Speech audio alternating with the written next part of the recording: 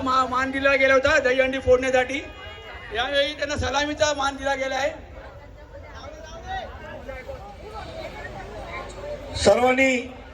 सर्वांना माझी नम्र विनंती आहे की थोडं जवळ येऊन त्यांना सहकार्य करा. कॅमेरा आपल्या बाजूला ठेवा जरा हातातले. आणि हा 7 थराचा मनोरा, त्याचबरोबर हळूहळू हळू एकदम हळू, काही घाई करू नका. बली की जय, बली की जय.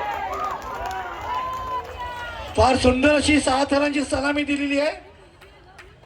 ओम साईराम मित्र मंडळ गोविंद पथक यांनी फार सुंदर अशी सलामी दिलेली आहे.